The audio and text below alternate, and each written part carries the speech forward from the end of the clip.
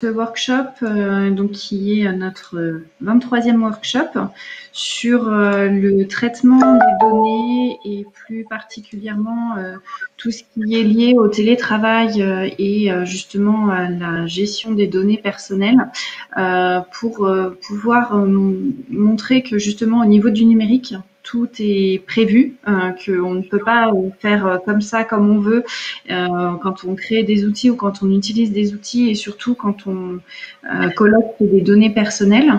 J'ai le plaisir d'accueillir aujourd'hui Maître Clémence Pouig et puis Maître Arnaud Joubert du cabinet Lévy Conseil, qui vont chacun, selon leur spécialité, pouvoir nous apporter des éléments de réponse. Surtout, n'hésitez pas à utiliser le chat que vous avez sur votre droite pour poser les questions tout au long du workshop que je leur transmettrai sans problème. Et puis, de nous faire part également de votre expérience si vous le souhaitez. Je vous laisse donc nous présenter le cabinet et puis plus spécifiquement chacun vos spécialités. Oui, bonjour à tous. Donc Arnaud Joubert du cabinet Lévy Conseil. Donc Lévy Conseil, pour ceux qui ne connaissent pas, c'est un cabinet d'avocats qui fait du droit de l'entreprise. Donc on a un cabinet d'une vingtaine d'avocats et juristes.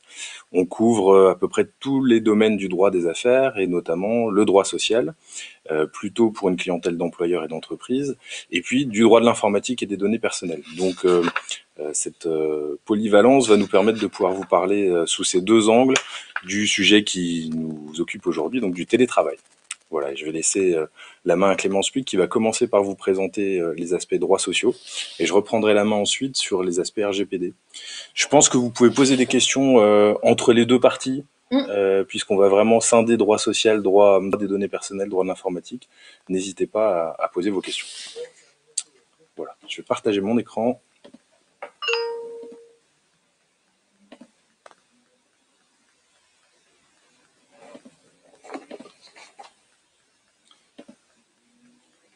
Si j'y arrive.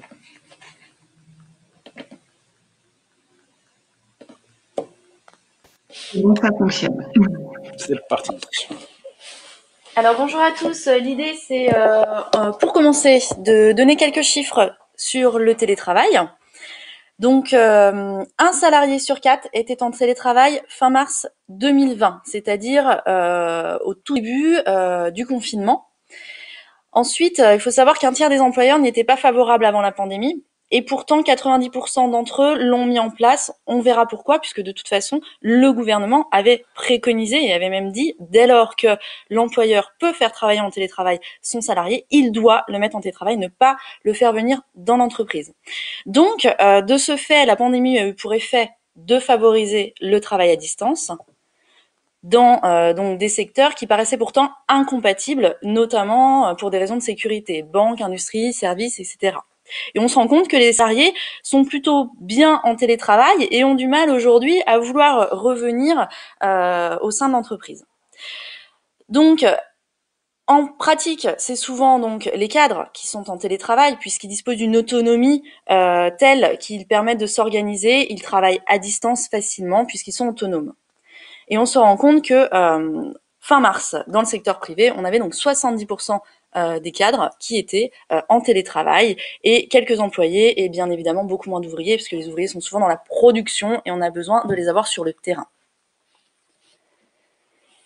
Alors, c'est une expérience satisfaisante qu'une partie des salariés souhaiterait reconduire, c'est ce que je vous disais tout à l'heure. Effectivement, on a des salariés qui aimeraient poursuivre cette expérience en télétravail et donc certainement, on va avoir beaucoup de demandes d'entreprises qui vont vouloir généraliser un petit peu plus ce télétravail, qui pouvait être seulement jusqu'à présent ponctuel ou mis en place voilà, de manière individualisée entre un salarié et l'employeur. Donc, on poursuit? Alors, pour reprendre effectivement ce que je disais tout à l'heure, on a un certain nombre de salariés qui travaillaient durant le confinement, qui veulent prolonger l'expérience après. Donc, de manière régulière, on a quand même plus de 32% de salariés qui veulent poursuivre le télétravail et 41% qui voudraient avoir du télétravail de manière ponctuelle. Et on va voir que cela est tout à fait possible d'avoir du télétravail soit ponctuellement, soit de manière régulière. Les deux sont tout à fait possibles. Sachant que vous avez dû voir qu'il y a 25% de personnes qui sont très satisfaites de leurs conditions de télétravail. Personnellement, pour l'avoir testé, je pense que c'est des gens qui n'ont pas d'enfants ou qui ont des enfants très grands. Et c'est assez corrélé avec ceux qui voudraient régulièrement reprendre du télétravail. À mon avis, ils ont des conditions sympathiques chez eux. Alors, pour commencer, le télétravail, c'est important de ne pas oublier que jusqu'à présent, on l'a mis, dans le cadre de l'épidémie Covid-19, on a mis un peu le télétravail à la hâte de manière rapide sans l'encadrer, mais le télétravail est très encadré légalement. Il ne faut pas oublier qu'il faut le mettre en place dans certains cadres. On va voir accord collectif, charte ou encore accord avec le salarié. Alors, je voulais revenir quand même sur la définition du télétravail. Le télétravail, c'est une forme d'organisation du travail dans laquelle un travail qui aurait également pu être exécuté dans les locaux de l'entreprise est effectué par un salarié hors de ces locaux. Hors de ces locaux, c'est-à-dire que si vous avez un espace de coworking, c'est pas du télétravail. Le télétravail, c'est hors des locaux de l'employeur. De façon volontaire, j'ai souligné ce point-là parce que jusqu'à présent, on disait toujours, on ne peut pas l'imposer aux salariés, c'est volontaire le télétravail. Et dans les 3/4 du temps, c'est lui qui demande, l'employeur peut ou non refuser, on verra après. Et donc en utilisant les technologies de l'information et de la communication. Je le disais tout à l'heure, le télétravail peut être occasionnel ou régulier et peut être prévu dès l'embauche ou mis en place ultérieurement à la demande du salarié ou même à la demande de l'employeur. Alors, les conditions d'accès, j'ai mis un petit point là-dessus, ce sont les grands principes, c'est pas prévu par la loi, mais c'est en toute logique. Quand est-ce qu'on met en place le télétravail ? Eh bien, c'est lorsque le salarié est en capacité de s'organiser de manière autonome. Et lorsque l'activité du salarié, bien évidemment, peut s'exercer à distance et dans de bonnes conditions. Et c'est la raison pour laquelle on voyait tout à l'heure que c'est particulièrement des cadres autonomes qui peuvent facilement travailler en télétravail. Comment on le met en place ? Alors, la loi du 29 mars 2018, suite aux ordonnances Macron de fin septembre 2017, a prévu 3 modalités de mise en œuvre. Soit un accord collectif, conclu avec les syndicats ou les IRP, les institutions représentatives du personnel, ou encore, ça peut être un accord d'entreprise, en l'absence de représentants du personnel, conclu avec les salariés. À défaut d'accord collectif, l'employeur peut élaborer donc unilatéralement une charte, donc il décide de ce qu'il va mettre dedans, et il va recueillir l'avis du CSE, donc Comité social et économique, s'il existe, sachant que l'avis du CSE, même s'il est négatif, ça ne veut pas dire pour autant que la charte n'est pas adoptée, elle sera valable. Donc, quelque part, l'employeur peut prévoir ce qu'il souhaite dans sa charte relative aux dispositions en matière de télétravail. Et à défaut, on peut également faire un accord individuel entre le salarié concerné et l'employeur, qui peut être formalisé par tout moyen. Donc on n'a pas forcément un avenant contractuel, ça peut être un mail, etc. Mais on va se rendre compte qu'en pratique, on met souvent en place soit un accord, soit une charte, parce qu'en fait, le télétravail, il faut vraiment l'encadrer. Et une exception à la mise en place du télétravail, qui est d'actualité et dont on s'est servi là très récemment, c'est le cas de circonstances exceptionnelles, notamment de menaces d'épidémie, c'est l'article L1222-11 du Code du travail, qui prévoit que dans ce cadre-là, on peut finalement imposer le télétravail aux salariés. C'est la raison pour laquelle même les salariés qui n'étaient pas forcément favorables à la mise en œuvre du télétravail dans le cadre de cette crise sanitaire se sont vus imposer le télétravail. On était clairement dans ce schéma juridique-là. Ce texte-là existait avant ? Il existait avant. D'accord. Il n'a pas été mis en place comme beaucoup de textes ont pu l'être dans le cadre de ces circonstances exceptionnelles. Alors, rapidement, j'ai voulu quand même retracer le contenu de l'accord collectif ou de la charte. On a tout d'abord le contenu que prévoit la loi. Donc on va devoir parler des conditions de passage en télétravail. On va devoir parler des conditions de retour et une exécution du contrat de travail sans télétravail. Les modalités d'acceptation par le salarié des conditions de mise en œuvre. Les modalités de contrôle du temps de travail ou de régulation de la charge de travail. Ça, c'est un point très important, on le verra tout à l'heure, au regard des obligations de l'employeur en matière de sécurité. La détermination des plages horaires durant lesquelles l'employeur peut habituellement contacter le salarié en télétravail. De la même manière, au regard de son obligation de sécurité, c'est très important ce point-là également. Et les modalités d'accès des travailleurs handicapés à une organisation en télétravail. Évidemment, on se rend compte que ça, c'est pas suffisant. Il faut aller plus loin lorsqu'on met en place un accord collectif ou une charte. Il faut prévoir les critères d'éligibilité. C'est ce qui nous permettra de dire aux salariés, oui, vous rentrez dans le cadre du télétravail, non, vous rentrez pas dans le cadre du télétravail. C'est ce qui pourra, s'il le demande, me permettre de dire, non, j'estime que vous n'êtes pas suffisamment autonome, donc je ne pourrai pas mettre en place le télétravail pour vous. Ça va être également limiter le nombre de jours en télétravail. C'est important également parce que il ne faut pas prévoir à 100% une organisation en télétravail. Je ne le préconise pas du tout, puisque l'idée, c'est quand même que le salarié reste dans l'entreprise. Il faut éviter l'isolement du salarié. Et si on le met à 100% en télétravail, il n'y a plus du tout d'échange avec ses collègues, avec son employeur. Donc, il faut bien limiter le nombre de jours de télétravail. Il faut également fixer une période d'adaptation, de réversibilité. Si on se rend compte que le salarié ne fonctionne pas bien en télétravail, on peut revenir. Et inversement, si le salarié n'est pas bien en télétravail, il peut demander à revenir travailler à 100% dans l'entreprise. Et il faut encadrer la durée du travail, l'organisation, le contrôle, la charge, et encadrer les conditions de travail et définir le matériel mis à disposition. Alors, il y a une question. Est-ce qu'on peut assimiler les temps de formation à distance d'un apprenti ou d'un stagiaire à du télétravail? Est-ce qu'on pense à la problématique des accidents du travail ou par rapport aux horaires? Alors, à mon sens, ce n'est pas forcément du télétravail. Par contre, à partir du moment où on est en temps de formation, on aurait effectivement la problématique d'accident de travail. S'il est en temps de formation dans le cadre donc de ses horaires de travail, s'il y a un accident, il faut faire une déclaration d'accident de travail. Même si effectivement c'est de la formation à distance Ouais. Oui, parce que c'est de la formation dans le cadre de son travail auprès donc de son employeur. Donc pour moi, on a bien une problématique d'accident de travail s'il se passe quoi que ce soit. Et on le verra effectivement que pour le télétravailleur, on a aussi la problématique de l'accident de travail qui a été bien expliqué par la loi, de dire ben attention, si un télétravailleur a un accident pendant ses horaires de travail, c'est là où du coup il faut bien définir les horaires de travail dans la charte ou dans l'accord pour limiter donc ces risques-là et s'assurer que le salarié était bien en temps de travail lorsqu'il a eu son accident. Et c'est là où je rebondis encore sur l'aspect télétravail, de dire il faut vraiment s'assurer des conditions de travail du télétravailleur.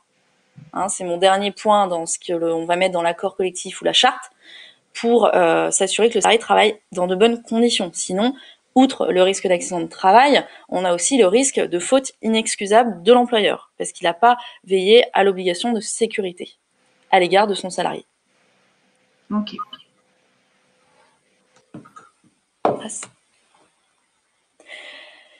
Alors, est-ce qu'on peut refuser le télétravail? Alors, c'est ce que je vous disais tout à l'heure, si l'employeur ne peut, sauf exception, imposer le télétravail, est-ce qu'il peut s'y opposer en cas de demande d'un salarié? Oui, nous dit la loi, il peut s'opposer au télétravail, mais sa décision de refus doit être motivée. On ne nous dit pas quelles sont les motivations du refus, et c'est la raison pour laquelle, tout à l'heure, je vous disais, veillez à avoir une charte ou un accord collectif dans lequel vous allez expliquer les critères d'éligibilité pour, si vous estimez que le salarié n'est pas apte à télétravailler, pour avoir des éléments objectifs à lui opposer pour justifier le refus du télétravail. Ce qui va être compliqué aujourd'hui, c'est qu'on a pu voir que maintenant, dans le cadre de la crise sanitaire, il y a beaucoup de salariés qui s'étaient vus jusqu'à présent en fait refuser le télétravail, qui se sont fait passer en télétravail par contrainte finalement du fait de la crise sanitaire, et ça a fonctionné. Donc là, dans ce cadre-là, ça va être compliqué pour l'employeur de revenir sur le télétravail, puisque on s'est rendu compte que ça peut être fonctionné avec le salarié. Donc dans le cadre de cette charte, c'est la raison pour laquelle il faudrait expliquer, peut-être donner un minimum d'ancienneté pour pouvoir bénéficier du télétravail. Bien évidemment, un poste compatible avec le télétravail, donc définir un petit peu les différents postes qui seraient susceptibles d'être mis en place dans le cadre d'un télétravail. Disposer d'un espace permettant de télétravailler dans de bonnes conditions. On demande également, moi c'est ce que je prévois dans mes chartes, que le salarié nous transmette une attestation d'assurance, comme quoi il est bien couvert en cas de risque, etc. Et on peut aussi avoir des éléments subjectifs dans les critères d'éligibilité, à savoir l'autonomie suffisante du salarié. Il y a les postes autonomes, mais est-ce que le salarié en lui-même a une autonomie, sait maîtriser aussi l'outil informatique? Et ce sont tous ces éléments qui nous permettront de dire on accepte ou on refuse la demande de télétravail.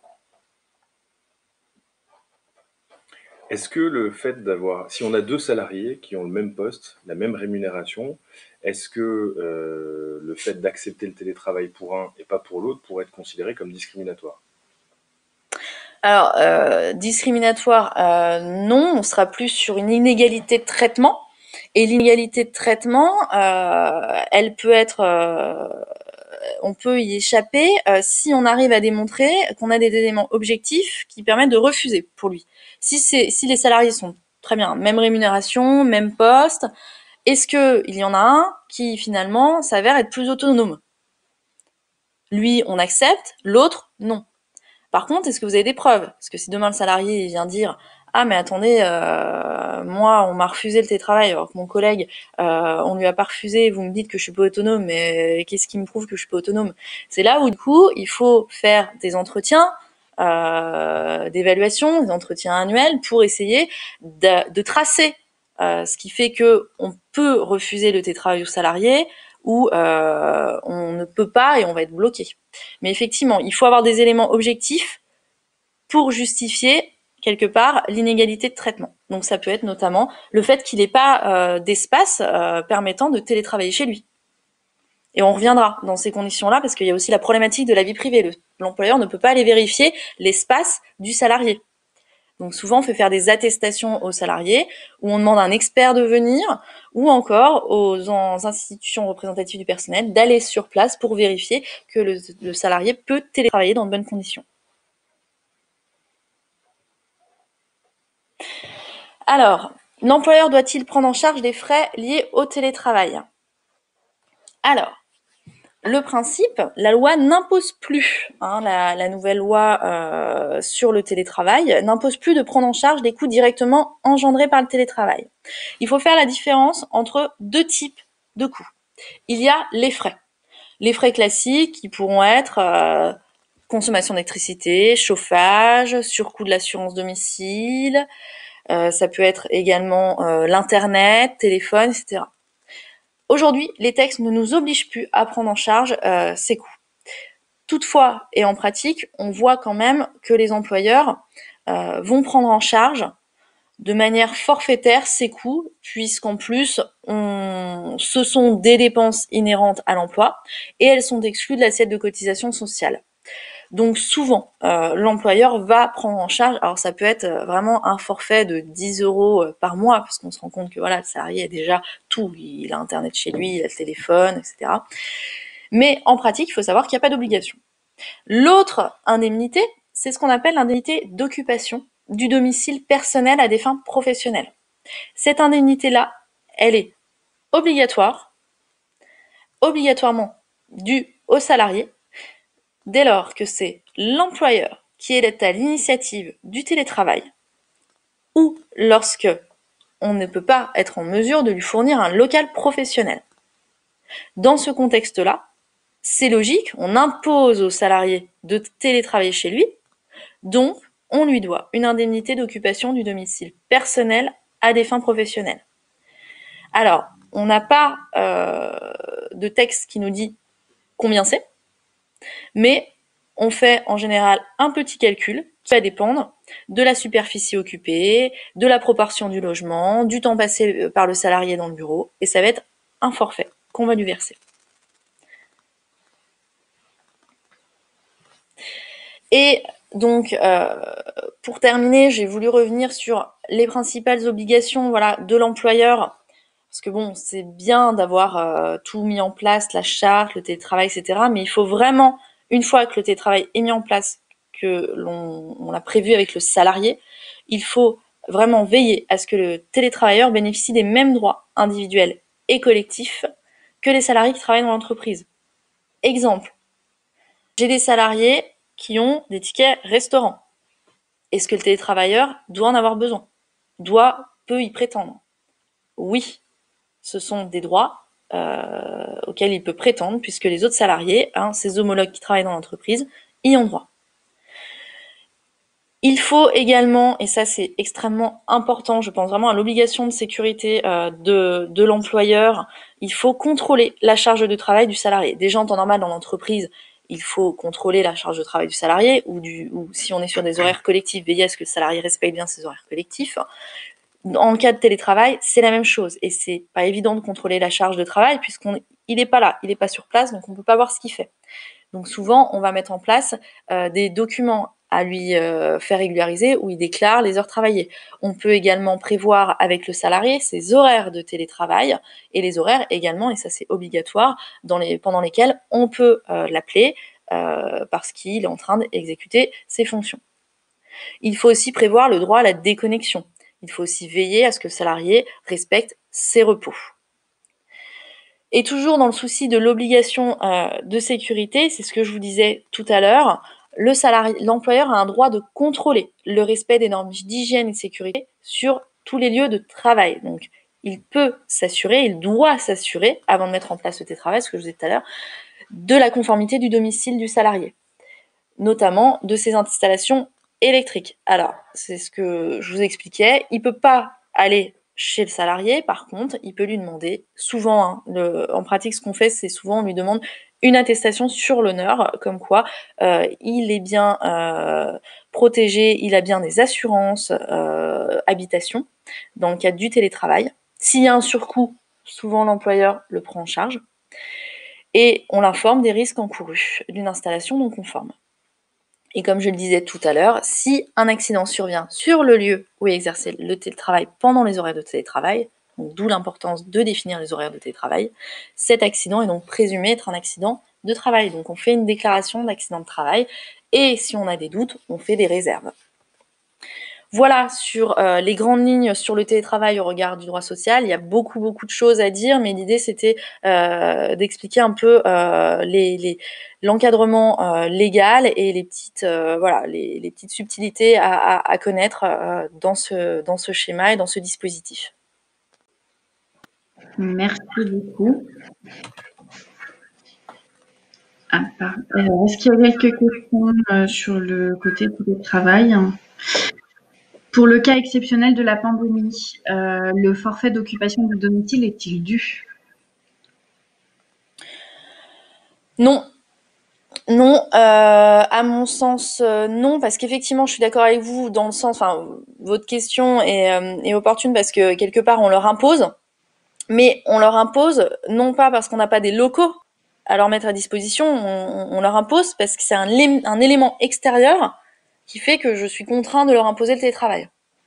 Donc pour moi, l'indemnité d'occupation du domicile personnel à des fins professionnelles n'est pas due dans ce cadre. Ok. Merci. Pour le moment, il n'y a pas d'autres questions.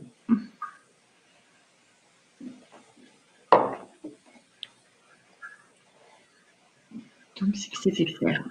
On va passer à la protection des données. Parfait.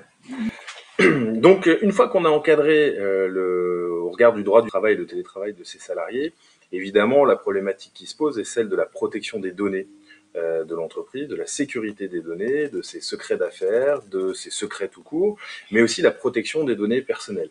Je pense que personne n'a pu passer à côté de l'entrée en vigueur du RGPD en mai 2018.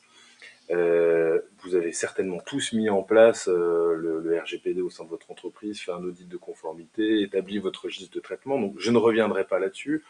C'est une blague, évidemment, parce que je sais que c'est très compliqué à mettre en place. En tout cas, il faut prendre des mesures pour protéger les données personnelles. C'est très important et il va y avoir de plus en plus de contrôle sur ces aspects-là. Je voulais revenir on va pas faire l'exégèse du droit des données personnelles, ça mériterait une formation d'une journée, mais je vais revenir sur quelques définitions essentielles et puis après on fera un focus sur l'obligation de sécurité qui est la principale obligation qu'aura l'employeur en matière de respect des données personnelles. Alors déjà, qu'est-ce qu'une donnée personnelle? Puisque la réglementation sur la protection des données personnelles ne concerne pas toutes les données, mais uniquement les données dites personnelles. Eh bien, ce sont les données qui sont relatives déjà à une personne physique, identifiée, ou identifiable. Alors, une personne physique, c'est l'inverse d'une personne morale. Une personne physique, c'est vous et moi, contrairement à une personne morale qui est une société ou une association. Bien. Donc, les données d'une personne morale, par exemple dans un fichier qui contiendrait le nom de la société, son numéro de téléphone générique et une adresse contact@legiconseil.com, ce n'est pas une donnée personnelle. Mais c'est rare qu'on ait des données aussi brutes. En général, face à ces données, on a des éléments qui permettent d'identifier un interlocuteur, le commercial, une adresse nominative, voire même un numéro de téléphone portable. Et là, cette donnée devient une donnée personnelle. Donc la donnée personnelle concerne les personnes physiques. Identifiées directement, nom, prénom, ou identifiables par un numéro. Une adresse IP, l'adresse IP avec laquelle vous vous connectez aujourd'hui, peut constituer une donnée personnelle. Un numéro d'immatriculation, un numéro de série. Et donc, on va trouver toutes ces données personnelles dans un fichier papier, un fichier de prospect, votre ERP, un CRM, un bon de commande, un devis. Donc, vous voyez que vos salariés, à distance, vont très régulièrement accéder à des données de l'entreprise qui sont des données personnelles et qui doivent être protégées. Dans les données personnelles, on a des données particulières qui sont les données personnelles sensibles. Ces données personnelles sensibles, on a une interdiction de traitement sans accord de la personne concernée. C'est toutes les données, je ne vais pas prendre toute la définition, mais relatives à l'origine prétendument raciale ou ethnique, les opinions politiques, religieuses, l'appartenance syndicale des personnes, ce qu'on trouve très régulièrement en entreprise, les données génétiques et biométriques. Génétiques, on en a moins, mais biométriques, l'iPhone qui se débloque avec le visage ou avec l'empreinte digitale, l'ordinateur portable, les données concernant la santé, on en a très souvent, notamment dans des arrêts maladie, lorsqu'on discute de problèmes de handicap et d'adaptation. La vie sexuelle ou l'orientation sexuelle des personnes, bon ça en entreprise on en a un peu moins. Les données relatives aux condamnations pénales ou encore aux infractions. Tout ça sont des données sensibles et donc vous êtes censé avoir mis en place une couche de protection supplémentaire sur ces données personnelles sensibles. Et qu'est-ce qu'un traitement, puisque la réglementation couvre les traitements de données personnelles? Eh bien c'est tout. Dès lors que vous avez une donnée personnelle et que vous la conservez simplement, vous la consultez même à distance sur un cloud, vous l'utilisez, vous la transmettez, vous réalisez un traitement de données personnelles. Voilà. Alors, dès lors que vous réalisez un traitement de données personnelles, vous devez respecter les 7 principes que vous voyez à l'écran et qu'on va parcourir rapidement un à un. Et on s'arrêtera particulièrement sur la sécurité des données, comme je vous l'ai dit. Donc tout d'abord, le premier principe, c'est le principe de licéité, loyauté et transparence du traitement. Bon, licéité, c'est pas compliqué. Le traitement doit tout simplement pas être interdit par la loi. Donc, par exemple, traiter des données liées à l'appartenance syndicale d'un salarié, c'est interdit. Très souvent, dans des fichiers RH, quand on a organisé des élections, on n'efface pas tout et on peut se retrouver avec 2 fichiers dans un ordinateur qui permettraient de savoir quelle est l'appartenance syndicale de tel ou tel salarié. Eh bien, c'est tout simplement interdit. L'appartenance ethnique, en France, on refuse les traitements de données classifiés par appartenance ethnique. Et vous avez peut-être entendu parler d'un syndrome qui s'appelle Kawasaki, qui touche des enfants qui seraient liés au Covid. Eh bien, on s'est aperçu que certaines populations venant d'Afrique, notamment subsaharienne apparemment, seraient plus touchées que d'autres. Eh bien, la grosse difficulté, c'est que on a une interdiction de traiter ce type de données sans l'accord de la personne concernée, et encore, on se demande si on a véritablement le droit de les traiter. Voilà. Donc, en tout cas, le traitement ne doit pas être interdit par la loi. Il doit avoir un fondement légal, et puis surtout, les personnes concernées doivent être informées de manière loyale et transparente de l'existence des traitements. Je passe assez rapidement sur ce principe. Ensuite, votre traitement doit avoir une finalité, un objectif précis. On ne traite pas des données juste pour traiter des données. Donc, le but du traitement, il doit être évidemment légal et légitime, mais il doit surtout être déterminé de manière précise. C'est-à-dire qu'au moment où vous avez collecté les données auprès de la personne concernée, vous devez l'avoir informé clairement de ce que vous alliez faire avec, en tant qu'employeur à des fins de gestion des ressources humaines, en tant que commercial, et alors on va être le plus précis possible dans la définition de cette finalité. J'ai donné un exemple, très souvent, on voit à des fins marketing. Je collecte vos données personnelles à des fins marketing. Ça veut absolument rien dire. L'obligation, la finalité doit être précise et ça peut être notamment afin de vous envoyer une newsletter à des fins de prospection commerciale. Et surtout, une fois que cette finalité est fixée, vous n'avez pas le droit de la modifier en cours de traitement sans le consentement de la personne. J'ai mis un exemple qui était Prisma Presse. Prisma Presse, c'est un groupe de presse qui édite différents magazines, VSD, pas Paris Match, mais des magazines people de ce type-là. Et bien, quand vous vous inscriviez à la newsletter de l'un de ces magazines-là, vous étiez d'office inscrit à toutes les autres newsletters de tous les magazines. Et bien, Prisma Presse a été condamné pour avoir modifié la finalité de son traitement. Voilà, finalité du traitement. Pertinence et minimisation, et ça vous allez voir que ça prend tout son sens dans le cadre du télétravail. On doit collecter seulement les données qui sont strictement nécessaires à la réalisation de l'objectif poursuivi. J'ai donné un exemple, on ne donne pas un numéro de téléphone lors de l'inscription à une newsletter. Ça paraît assez évident, une adresse email suffit, voire une adresse email suffit.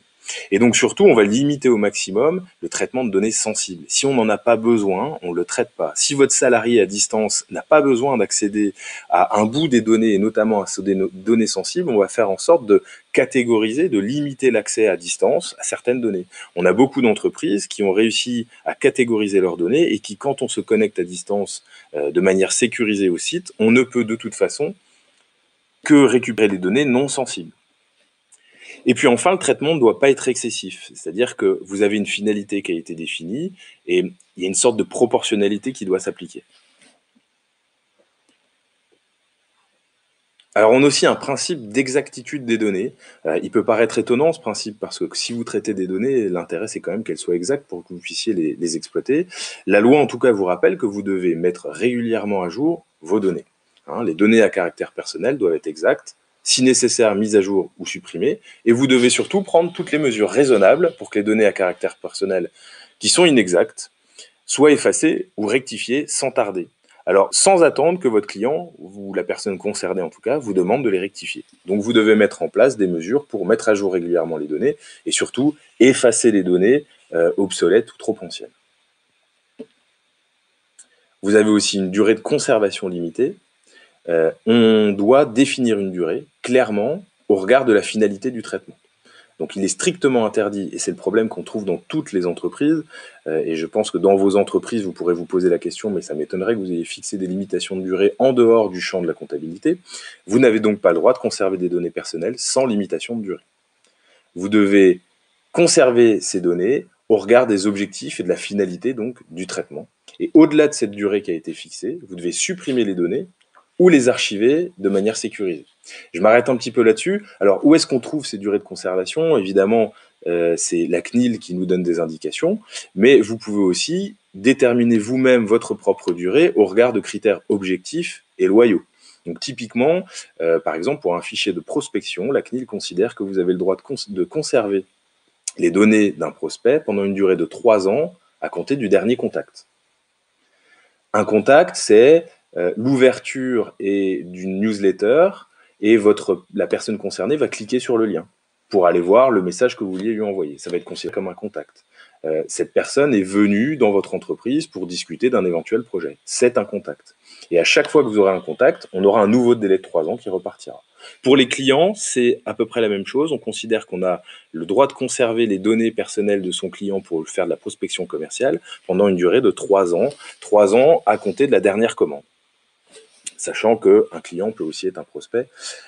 Voilà. On a aussi au niveau des RH des durées qui sont souvent de 5 ans, puisque c'est lié à la prescription en matière de droit social. Voilà sur la durée de conservation. Alors, la sécurité des données personnelles, qui nous intéresse particulièrement pour le télétravail, vous avez une obligation légale de garantir la sécurité des données collectées et leur confidentialité.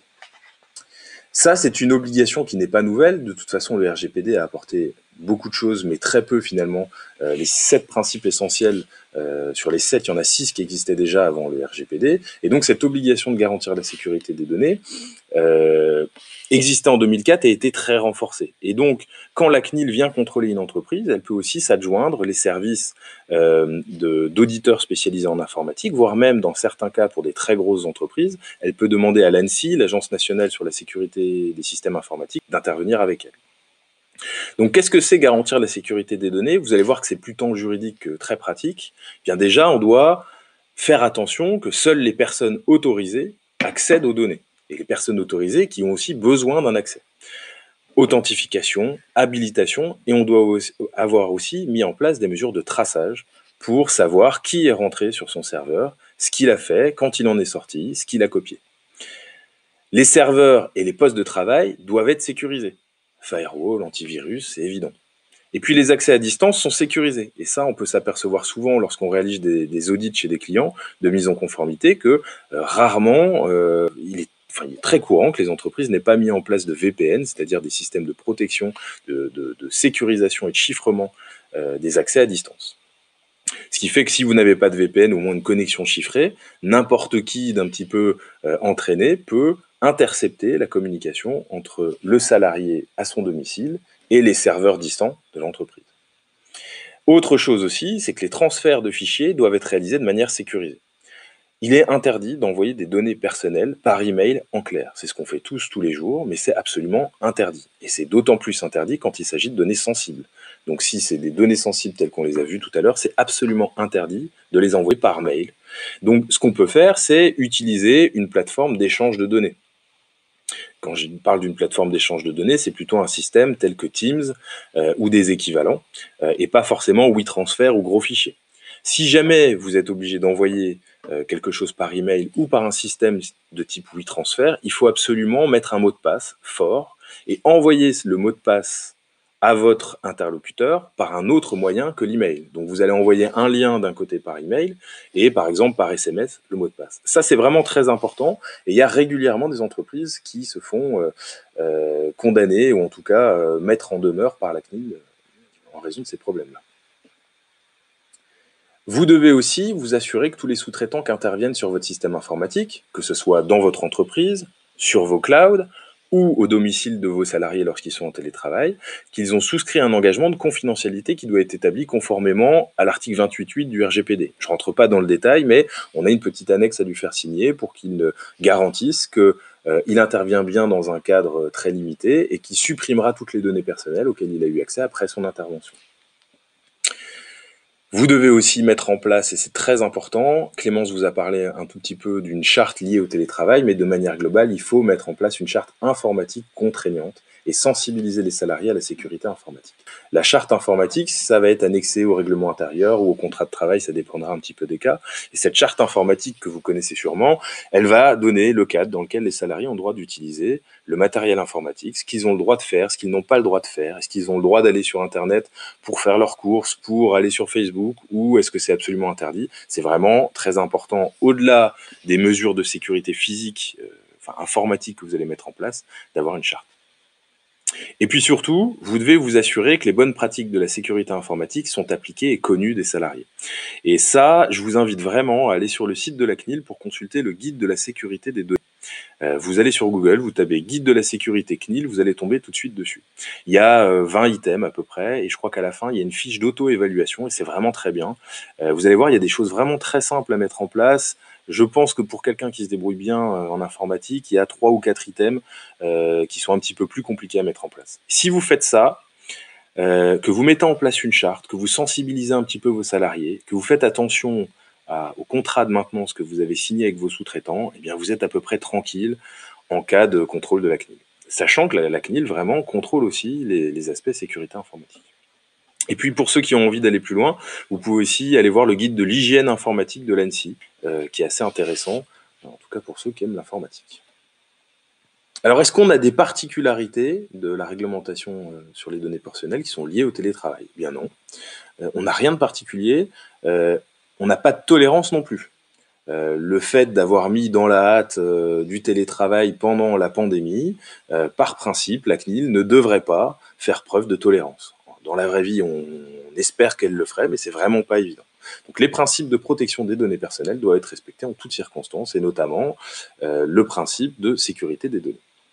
Alors, ce qu'il faut faire avant, et c'est ce que préconise la CNIL qui a fait quelques petites communications pendant le confinement, on doit d'abord réaliser une analyse des risques liés au télétravail et configurer son système informatique en conséquence. Donc on doit vraiment peser le pour et le contre. Est-ce qu'il vaut mieux que mes salariés puissent continuer à travailler et produire pour l'entreprise, ou est-ce que le risque de leur mettre à disposition les données de l'entreprise est trop important pour qu'on l'autorise? C'est un premier niveau d'analyse qu'il faut absolument avoir.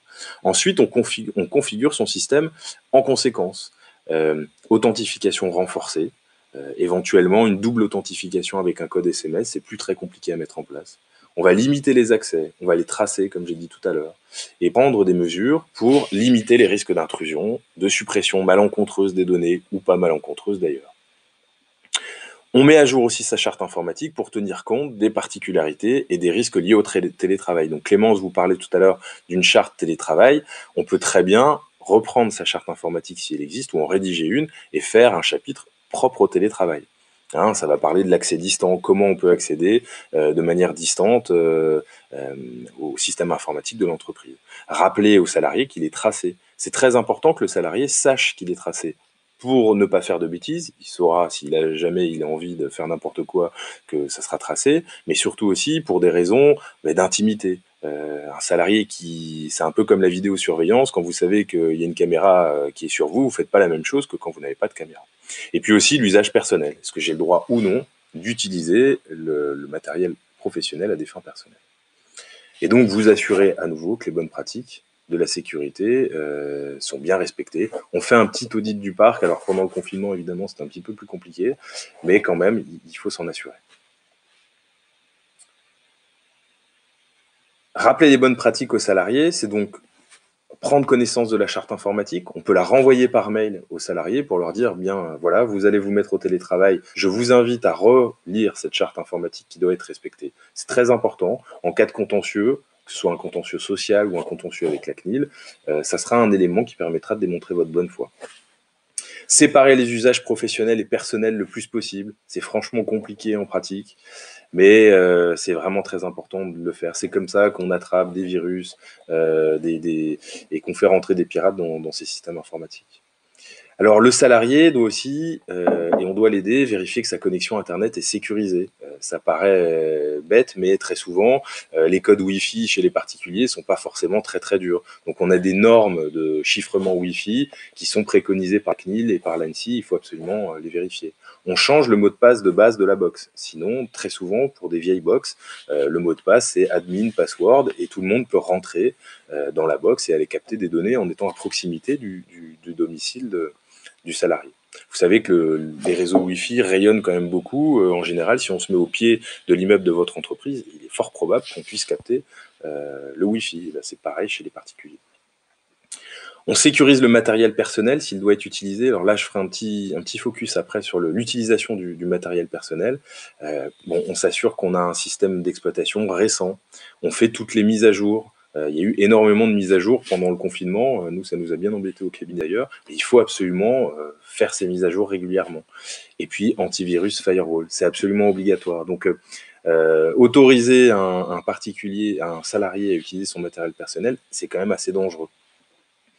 Et puis, je l'ai déjà un petit peu rappelé, on ne transmet pas des données confidentielles par email ou par des systèmes de grand public de partage de fichiers sans les avoir préalablement chiffrés. Si ça vous intéresse, allez voir un petit peu les conditions générales de WeTransfer, de gros fichiers, de tous ces services-là. Vous verrez qu'on donne un droit d'utilisation de ces données à ces grandes plateformes. Alors, le droit d'utilisation, il a pour but de permettre le transfert des fichiers, mais ça veut quand même dire que n'importe quel technicien de ces entreprises-là peut consulter les données. Et si c'est des techniciens qui ne sont pas très bien payés, que quelqu'un a envie de récupérer des données un peu confidentielles qui s'y trouvent, ben c'est pas très compliqué d'aller donner un petit billet à quelqu'un qui est un peu malhonnête. Alors, un petit focus sur le BYOD, le Bring Your Own Device. Je crois qu'en français, l'acronyme, c'est AVEC. Quelles sont les règles relatives à l'usage d'équipements informatiques personnels dans le contexte professionnel? Bien déjà, les règles doivent être fixées par l'employeur. Si vous ne fixez pas les règles, vous ne pourrez jamais reprocher à votre salarié d'avoir utilisé son vieux PC qui n'est pas mis à jour et qui vous a vérolé votre serveur. Il faut absolument fixer les règles, interdire ou encadrer l'usage par cette fameuse charte. Vous avez vu qu'on insiste bien sur la charte. L'employeur reste en toute hypothèse responsable de la sécurité des données, même lorsque les données sont traitées sur des terminaux sur lesquels il n'a pas la maîtrise technique ou juridique. Donc il est impératif de contrôler le matériel personnel avant l'utilisation. Sincèrement, en pratique, ça me paraît assez compliqué. Alors on peut envisager de faire venir l'informaticien de l'entreprise, et c'est encore mieux si c'est un tiers, s'il est externe à l'entreprise, pour qu'il puisse venir vérifier le portable du salarié. Mais si on n'a pas d'antivirus, qu'est-ce qu'on fait? Est-ce qu'on paye un antivirus à son salarié? Voilà, c'est quand même assez compliqué, et on déconseille, et la CNIL déconseille l'utilisation du matériel personnel. On vérifie que les accès à distance sont sécurisés, bon j'en ai déjà assez parlé. Et puis il faut faire attention à une chose, c'est que, comme on vous le disait tout à l'heure, l'employeur a toujours une obligation de contrôle de ce que fait son salarié. Et une obligation de contrôle, si le salarié est autorisé à travailler sur son propre matériel, eh bien l'employeur doit pouvoir aller contrôler ce qui se trouve dans le terminal personnel de son salarié, tout en protégeant la vie privée du salarié. On ne doit pas accéder à ses fichiers personnels. C'est franchement très très très compliqué. Et donc on pourrait vous reprocher en tant qu'employeur de ne pas avoir contrôlé que sur le PC portable de votre salarié se trouvaient des fichiers complètement illégaux. Voilà, donc c'est vraiment très attention et à déconseiller d'utiliser le matériel personnel. Voilà, moi j'ai fait le tour sur les grands principes. Je suis allé un petit peu vite parce que on est un petit peu contraint par le temps, mais je répondrai volontiers à vos questions. Merci beaucoup. Est-ce que les participants, vous avez des questions par rapport à cette partie sur la sécurité des données personnelles? N'hésitez pas. Moi, ce que je voulais savoir, c'est quand justement on crée une application, quand on crée une plateforme ou autre, on a des obligations vis-à-vis justement de l'utilisateur sur la récolte des données personnelles. Du coup, quelles sont les obligations d'information? Comment est-ce que ça doit être mentionné au niveau de l'outil soit d'une application, soit d'une plateforme? Oui, alors on a toujours à minima une obligation d'informer lorsqu'on collecte des données. Je dis à minima puisqu'on a soit une obligation d'information, soit une obligation même de recueillir le consentement, ça va dépendre. Donc à chaque fois que vous collectez des données, c'est-à-dire que vous faites remplir un formulaire à une personne, qu'elle vous envoie des données personnelles d'une manière ou d'une autre, vous devez l'informer sur qui vous êtes. Donc c'est pas le groupe machin chouette, le groupe ça n'existe pas, c'est la société SAS machin chouette au capital 2 dont l'adresse est et inscrite au RCS de Dijon sous le numéro tant, réalise tel traitement. On doit expliquer quel traitement on réalise avec les données qu'on vient de collecter, pour quelle finalité. On explique clairement cette finalité. Et puis ensuite, on dit, on va conserver vos données pendant une durée de temps. Et une fois qu'on a dit ça, on rappelle les droits de la personne concernée. Et vous savez qu'elle a un droit d'accès, de rectification, de suppression ou encore de portabilité. Et donc on doit rappeler tous ces droits et on doit surtout dire comment la personne concernée peut exercer ses droits et auprès de qui. Alors avant, on disait qu'il fallait envoyer une lettre recommandée en 4 exemplaires et un acte d'huissier à une adresse une adresse postale, et donc personne n'y écrivait. Maintenant, la loi, heureusement, oblige à ce qu'on ait un moyen numérique qui soit mis en place. Voilà. Donc, typiquement, sur une application sur iPhone, sur Android que vous mettez en place, s'il y a des données personnelles qui sont collectées, vous devez avoir cette information-là, qui peut être dans ce qu'on appelle une politique de confidentialité aussi. Parce que effectivement, hein, comme on l'avait évoqué, tout ce qui est nouveau fait peur. Et puis c'est vrai que là, par exemple, le côté application, sur le côté traçabilité d'éléments ou autres, pose des interrogations et les personnes se demandent justement si leur vie privée ne va pas être en fait touchée de ce côté-là. C'est pour ça qu'il est important de bien montrer que au niveau du numérique, il y a une législation et qu'on ne fait pas comme on veut. Oui. Non, mais c'est très important, surtout que nous, on le voit beaucoup. C'est vraiment une attente maintenant du public. Quelqu'un qui ne serait pas à jour dans sa politique de confidentialité, qui ne ferait pas attention et surtout qui ne serait pas transparent sur ce qu'il fait avec les données personnelles, ça risque de se retourner fort contre lui, pas seulement sous l'angle légal, mais en termes de réputation.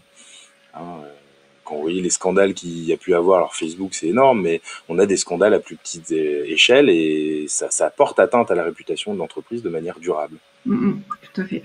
Il n'y a rien de pire que de continuer à recevoir des newsletters auxquelles on s'est désinscrite 12 fois, et ça nous est tous arrivé.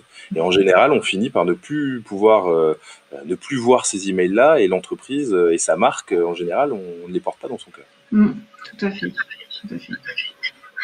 S'il n'y a pas d'autres questions, je pense qu'on a fait le tour effectivement de la problématique donc pour notre sujet d'aujourd'hui. Hein. Effectivement, c'est un sujet qui est très vaste. On est bien sûr à votre écoute au niveau des participants. Si jamais vous avez d'autres aspects de la protection des données que vous souhaitez voir aborder, hein, c'est tout à fait envisageable. Et puis d'autres thématiques aussi, hein, comme je le dis toujours dans nos workshops, on est à votre disposition pour répondre à vos problématiques. En tout cas, merci beaucoup, Maître Pouille et Maître Joubert, pour votre intervention d'aujourd'hui.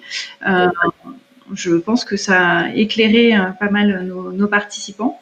Et puis, on n'hésite pas donc à vous recontacter pour toute information complémentaire sur cette thématique. Parfait. Merci beaucoup. Merci. Merci à vous. Très bonne fin de journée. À vous aussi. Au revoir, tout le monde. Au revoir. Merci.